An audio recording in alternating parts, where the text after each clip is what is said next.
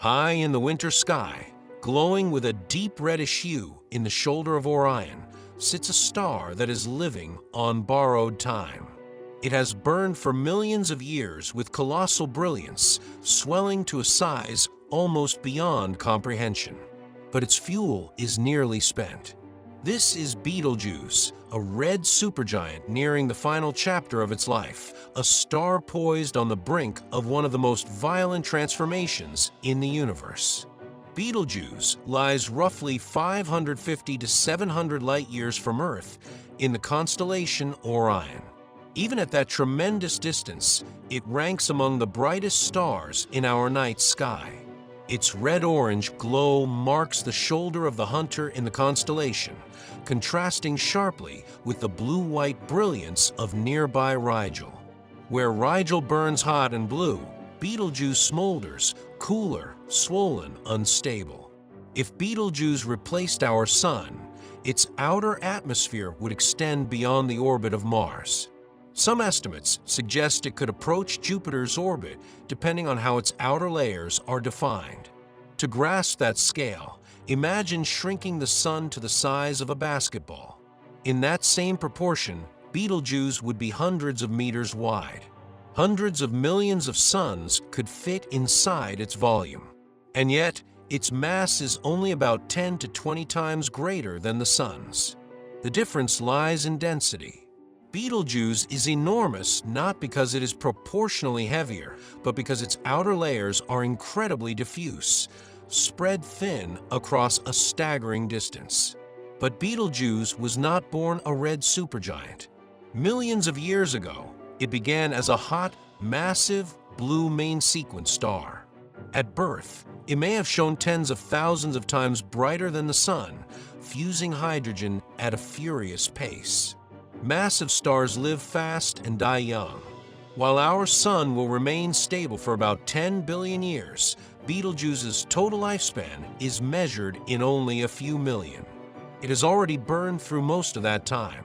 At its core, fusion has progressed far beyond hydrogen. Hydrogen fused into helium long ago.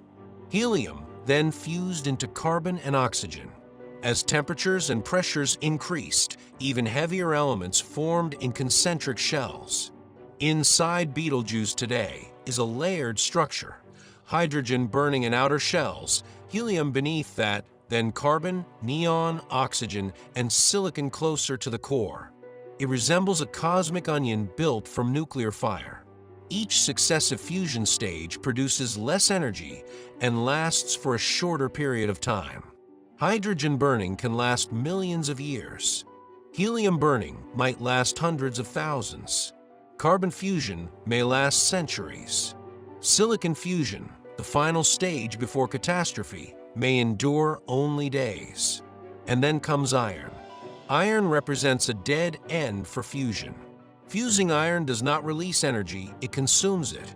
Once the core becomes dominated by iron, the outward pressure from nuclear fusion can no longer counteract gravity.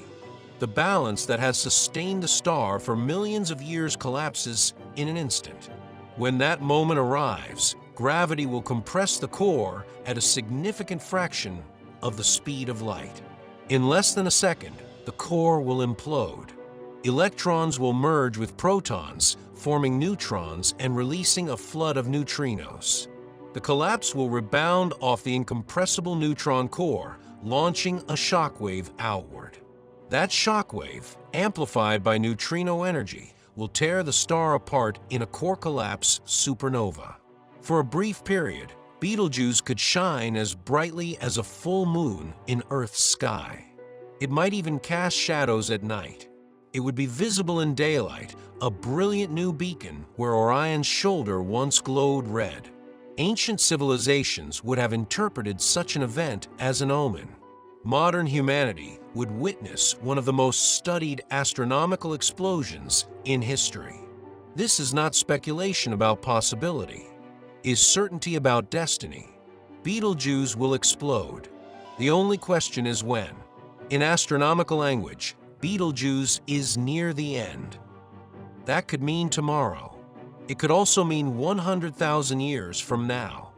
Both are equally plausible on stellar timescales. We are observing a star in its final evolutionary phase, but that phase may still be relatively extended in human terms. In late 2019 and early 2020, Betelgeuse dramatically dimmed in brightness, losing more than half its visible light output. The world took notice. Was this the prelude to explosion? Observations from the European Southern Observatory and NASA revealed something extraordinary. Betelgeuse had ejected a massive plume of gas from its surface. That gas cooled into dust, forming a cloud that partially obscured the star from our perspective. It was not dying yet, but it was shedding itself. That event, known as the Great Dimming, revealed just how unstable Betelgeuse has become. Its surface is not smooth. It is turbulent, boiling with convection cells so enormous they dwarf the Sun itself. On the Sun, convection cells are roughly the size of continents. On Betelgeuse, a single convection cell can span a significant fraction of the star's diameter. These rising plumes of hot plasma cool as they reach the surface, then sink again, an immense churning ocean of fire. The star also pulsates. It expands and contracts irregularly over periods of hundreds of days. These pulsations contribute to mass loss.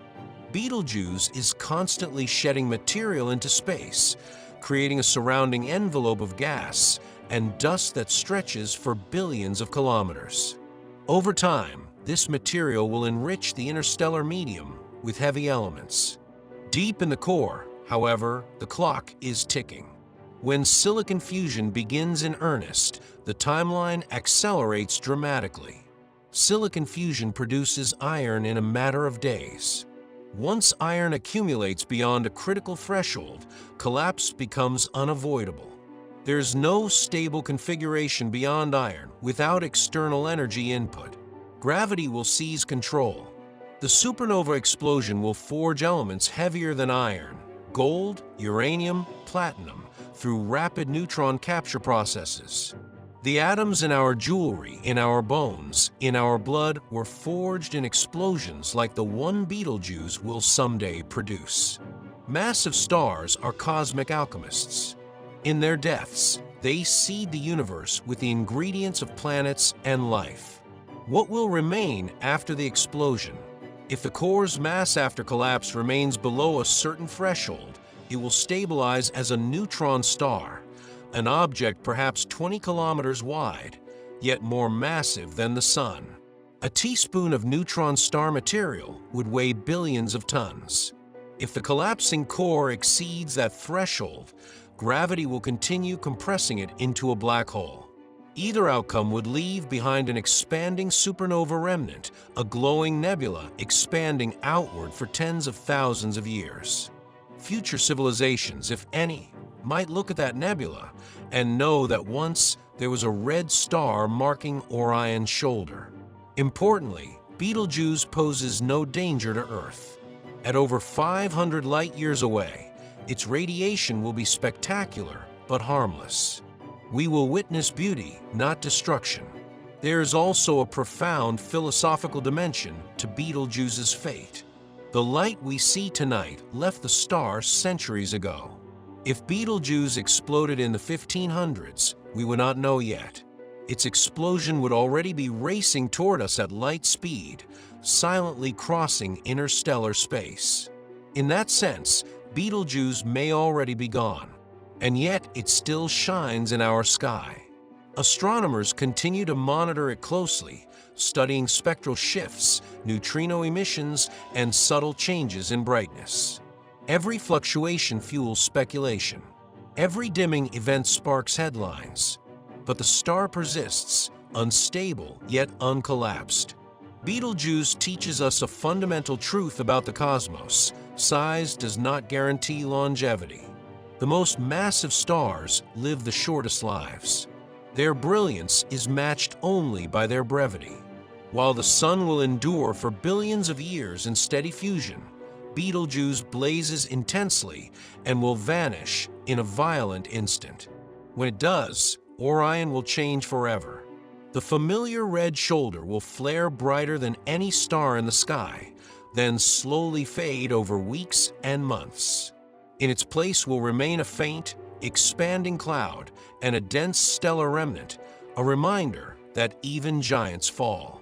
Betelgeuse is running out of time, not in human hours or years, but in the grand chronology of stellar evolution. Its core is approaching collapse. Its layered fusion stages are nearing their limits. Its enormous size signals instability, not permanence. And when the end comes, it will not be quiet.